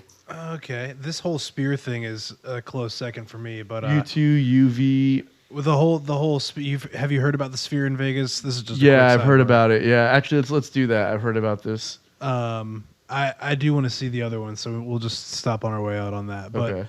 the Sphere is it's supposedly going to be like one of the best live concert experiences. So to go away from one of the worst live concert experiences of VR. So U2 is going to be the first band that plays this show, and from what I've seen about the Sphere is like there's speakers just 360 degrees around you. Like every seat in the house has like a perfect mix, supposedly. Not only are they the first band to do it, they're directly involved with the infrastructure of the whole thing. They're really because Bono was interviewed on Smartless. Okay, you listened to Smartless before? It's like Jason Bateman, Will Arnett, and Sean Hayes. Really good podcast. That sounds good. I like those guys. Yeah, I've never listened though. It's fucking hilarious. But Bono was on there talking about this exact. He couldn't go into any detail as it wasn't announced yet at the time. But he was talking. He said we're partnering with a company to do this whole thing in Vegas. It's going to be next level. But we can't really talk about it. So this is it. So so that's pretty cool. So they hadn't played since 2019. Yada yada yada. 16K screen that wraps around the whole entire venue. The Sphere immersive sound delivers perfect audio everywhere. Wow. 4D tech is putting wind on people, heat on the skin, thunder.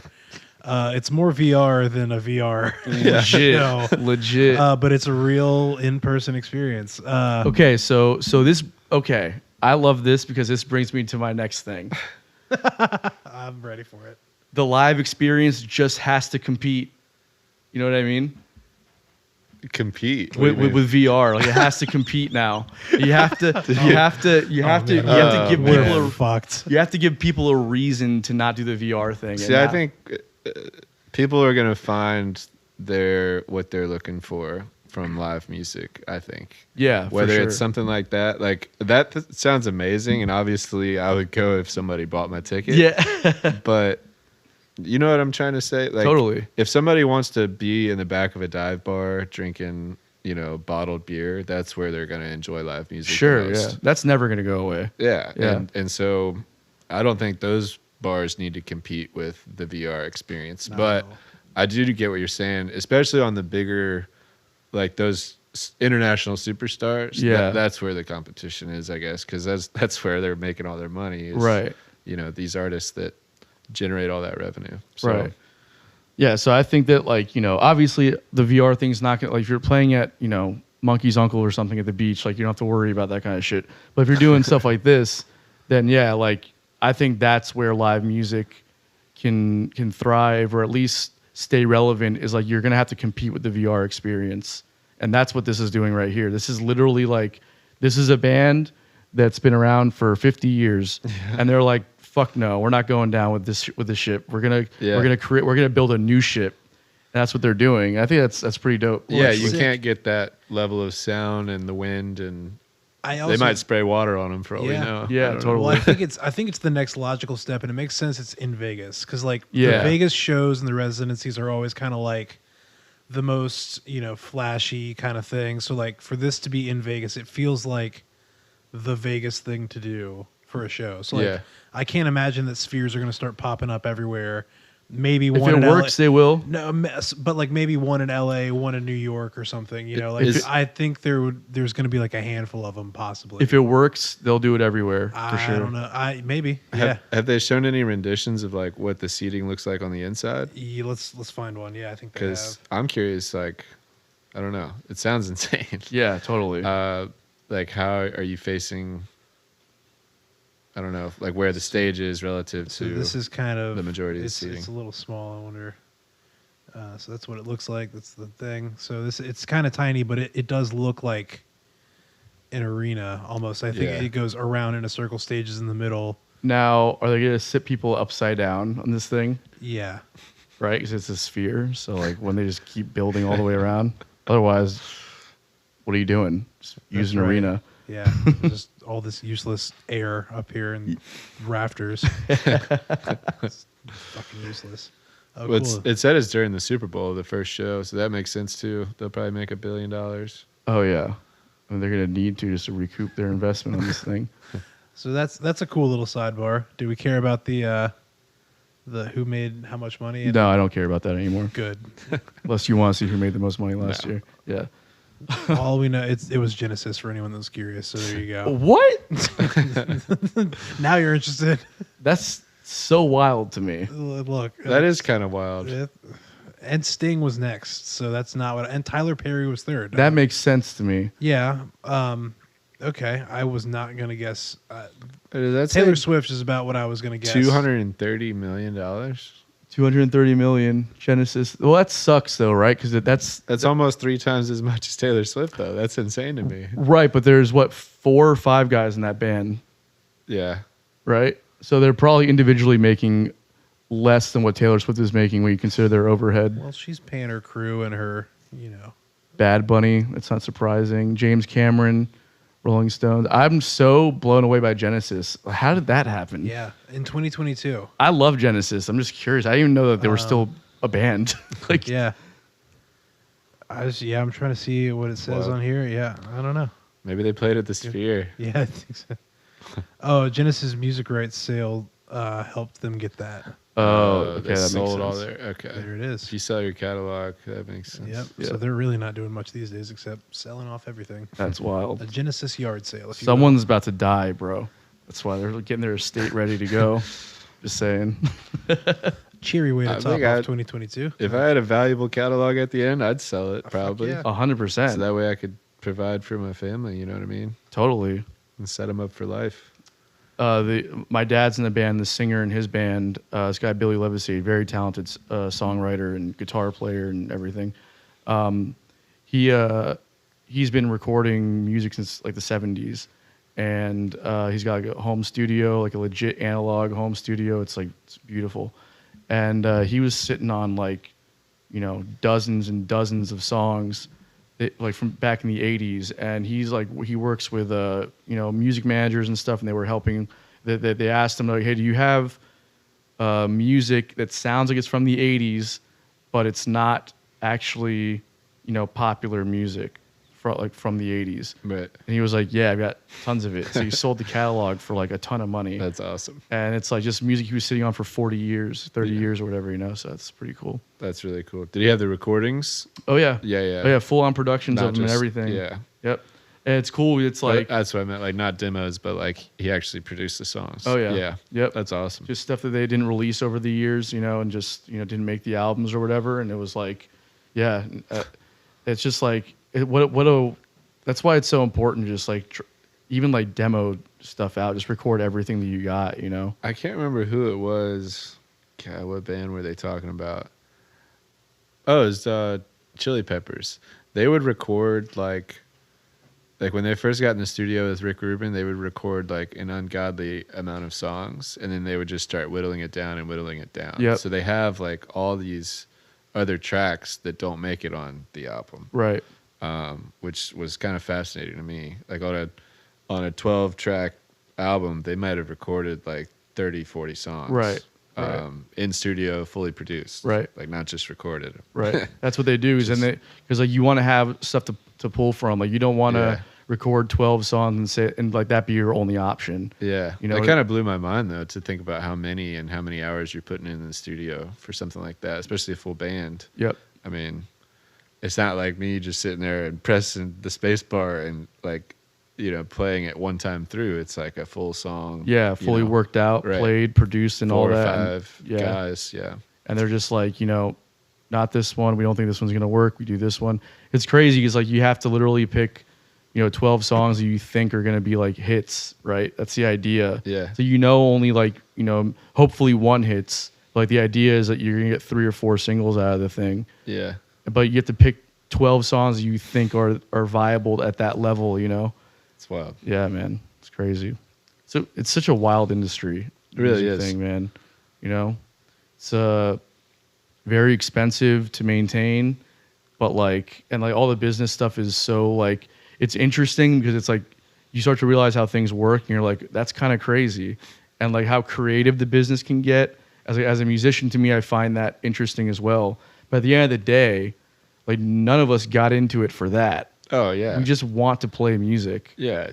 And it's like it's such a hard thing, and like nowadays where it's all on you to like prove yourself to be like viable financially and otherwise before you can get any kind of investment. Right. And you're just like, okay, well, by the time I do that, what do I need you for other than just the relief of not doing everything for myself? Honestly, I think just from watching like the rise of particularly in like country Americana, there's been a lot of like the newer acts, and it sure seems like that truly is the reason that there's obviously other benefits, including the financial, but they can book their own stuff, but it just makes it that much easier to have a relationship with someone who has a relationship with all these venues. And then, you can go tour Europe, you can set up your first cross-country national tour, you can start headlining at places that you haven't been in yet.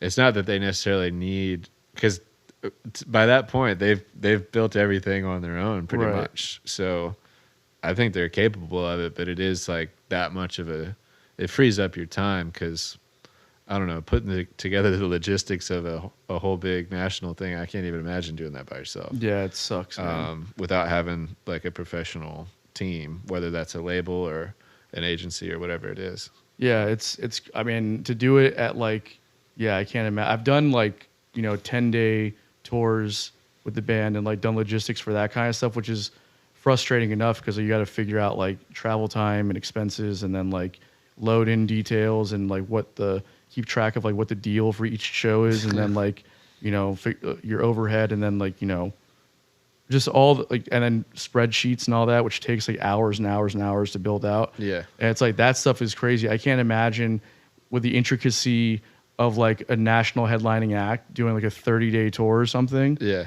Like, There's so many little things. like at that point you need somebody to do it, and also like an agent and a manager. Like at the end of the day, they don't really care about your music, which is like a bonus or like a benefit to you, because like they don't care about like not getting the price that they want to get you. You know, it's like an artist is like, yeah, I just want to play, man. Like, hey, you can like vastly underpay me. I just want people to hear my shit and buy my merchandise. Yeah. But an agent's like, no, this is what you're worth, and this is what we're gonna stick with, and like, you know, and let me negotiate all that for you, so you don't have to worry about that shit. You know? Yeah, no, it kind of protects themselves. It's similar in sports. It's like, you know, you might just want to play the game, but the agent's like, hey, you know, you might get injured tomorrow. Like, we gotta get this deal done, and yeah, It's exactly that, man. I don't think I'll ever be at that point, but it definitely is. It's fascinating to watch, like when somebody goes from, like they're building it DIY themselves, and then suddenly they sign with the label, and they've got the agent, the booking agent. They tour across the pond, and do the whole deal. And like we were saying, like they could probably do it themselves. There's just not enough time in the day. Yeah, totally. like if you're gonna do all that, when are you writing and playing? Exactly. So Exactly. I think you've got like a good combination of talent and humility, that like somebody will recognize that and come on board to like get you to that level. Because like there's a thing. We'll see, man. That's very kind of you to say. It's not even like, I'm not even just saying that. Like there's a legit thing where like people that have resources see talent, and they're like, this is very marketable. Like I can definitely help this guy sell records, and he's not going to do it himself. Like he's too humble to understand like what he fully has. So I'm going to be that guy to come in and help. And I think that you have enough humility, and you have definitely the talent there, where like that perfect storm is like, that's what gets people on board. Because if you come off super confident in what you're doing and all that shit, like you might need the help, but like, people don't want to help you because they think that you got it all figured out, So I think you got like a good mix of the two, man. Well, so thanks, dude. Keep on keeping on with it. I'm excited to see what you got going on, and all the singles are gonna be released. When's this episode dropping, Chris? The 26th. When's your next single dropping? So I don't know yet. I did these two, and then I'm working with an artist on artwork for the next one. I'm thinking end of April, Okay. and then end of May, and then I'll record again in June. Okay, It's cool. a rough plan, Gotcha. Yeah, I got it. Totally. Yeah. All right. Well, everyone, keep a lookout for your next single, for Rambler Kane's next single. I'm stoked to hear it, man. Thanks so much for having me, man. Yeah, This man, was it's a lot been of an fun. absolute Appreciate pleasure. I really enjoyed this. Let's do some unpopular opinions before we get out of here, it. All right. and then we'll wrap this up.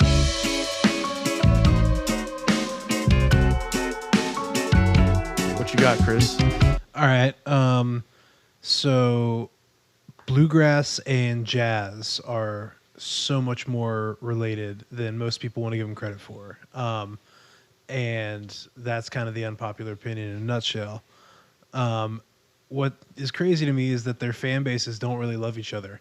Like one thinks it's all like bluegrass thinks jazz is like this heady, sophisticated music, and jazz thinks bluegrass is like this, hick, uneducated music. And they like spawned in similar ways, and like they have similar like kind of forms. Like one's, more diatonic to a key center, but like there's a melody, a theme that runs through the whole tune. There's improvised sections, there's communications in the rhythm sections and things like that. Like I think they're like such a close art form, and people just don't give that the love it deserves. I don't know. I would agree with that. Yeah, I mean, that seems like a fair point. I think there's like, you have like heads that you play, and like you have improv sections, and it's all like, not as, especially like in bluegrass, it's not as like simple as people think it is. Like when you're listening to it, if you try and pick apart a bluegrass tune and learn it, there's all like these, one measure phrases, or like these, two measure phrases, and then it goes back to something else, and like these quick changes and turnarounds and stuff. And it's like, usually there's not a lot of advanced harmony in bluegrass, and that's probably where some of the confusion comes in.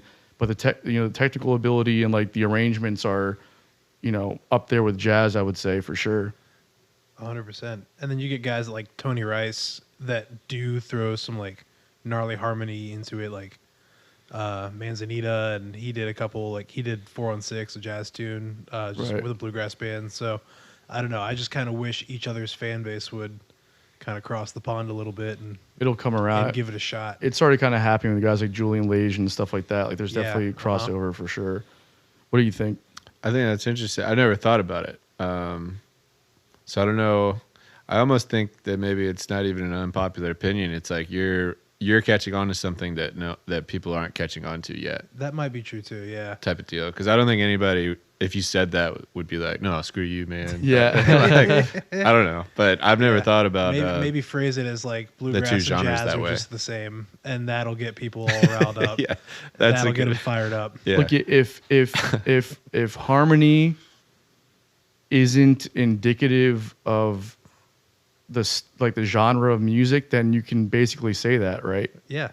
And I'm going with it. Yeah, I mean Yeah. that's a good unpopular opinion. Bluegrass is jazz. Bluegrass is Yeah, jazz. bluegrass Yeah, is jazz. that's so fucking funny. That's a good one. I like that. What you got, bro? So I didn't actually prepare one. I know you got one off the top of your head. I'm trying to think right now. Does it have to be music related, No. or it's just an opinion? Mine's not music related at all. Okay. Unpopular. I don't like mayonnaise. That's a good one. So That's wild. or pickles. I don't like pickles either. I totally get that. All right. That's gross. No, a lot of people love pickles though. Yeah. You know, and that's And they put them on the side of sandwiches or on sandwiches all the time. yeah, it's disgusting. I agree. Literally. Mayonnaise, I don't use it because I just don't think it's like very healthy, but I do enjoy it. Like I would definitely, I mean, mayonnaise on literally any kind of sandwich, turkey sandwich, ham sandwich, a burger, chicken sandwich. That's a no-go. Oh for man, me. it's so good. I don't mind it if it's like mixed in. Like I know that it's a binding agent or whatever in a lot of things. Yeah, Or yeah. in like a sauce that has a bunch of other Oh, stuff. aioli, bro. Yeah. Right. Oh, that's the best. So that kind of thing, I don't mind it. But I'm talking like spread mayo Yeah. on a sandwich. I can't. I'm not a fan. I feel that. Right there with you. Yeah. I'm the same way. Give me a good aioli all day, but like just mayonnaise on a burger, Yeah. not happening. Maybe it's not that unpopular of an opinion then. No, there's a lot of people that don't like it at all. Yeah, I feel Yeah. like most people like mayonnaise, but maybe I'm wrong. But there's a lot of people that don't like it. A lot of people that do love it. You know what I mean? Yeah. I like mayonnaise. I think it's a great topping, but you know, that's just me. Fair enough. To me, tiramisu is not good. Okay. Anyone here like Just tiramisu? taking a firm stance on Italian desserts. Yeah, it's just not good. It's just not good. I like tiramisu. You like tiramisu? Yeah, I What mean if- it's not anywhere near my favorite dessert, but I like it. I like most desserts though, so what about it do you like? just the flavor, like it tastes good. You know, Yeah. that's not really a complex answer, but There's you ever watch The Office? yeah, he gets it caught in his Yeah, that's very real. Number one, I don't know what that fucking cocoa powder they put on top the or whatever. powder, yeah. That shit, It's an espresso powder. it is unnecessary at minimum. And then the rest of it, like, where's the texture at? It just feels like I'm eating like a big, fluffy, like it feels like I'm eating like flavored whipped cream. I can see that it's not. What were you gonna say, Chris? Sorry. Oh well, no, I was gonna get bougie for a second.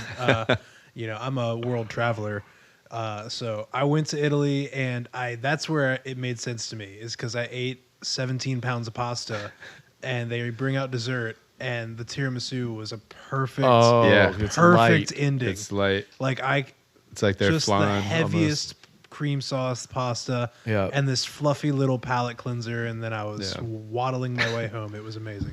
That makes sense. So- in that context, Yeah, But- it's a great Italian dessert. yeah, I guess in that context, I will cede to that. But that's not the context I've ever eaten it in. So I'm gonna say You're not a world traveler. Yeah, like That's at Cece's Pizza. That's easy. Get Yeah. 3 whole pizzas and some tiramisu for $14.99. If I'm rating desserts, tiramisu is nowhere near the top. So I kind of see where you're coming from. Yeah. Like I'd have probably 15 or 20 before that one, Yeah, total. I mean, yeah, at least. yeah. But All right, well, that was fun, guys. Thank you for indulging us on that last section, man. I appreciate of course, it. yeah. Thank y'all so much for having me. It's been fun. Hell yeah, Appreciate man. it. All right, well, let's wrap this up. Thank you guys for tuning in. This is another episode of Bottom of the Bill. Make sure you check out Rambler Kane's new singles coming out and existing singles on all the platforms. And go catch him at a show. You can follow him on social media, Rambler Kane. Yeah, just at Rambler Kane. Instagram, Facebook. Kane. All that good shit. Kane. And we'll see you guys next time. Thanks for tuning in.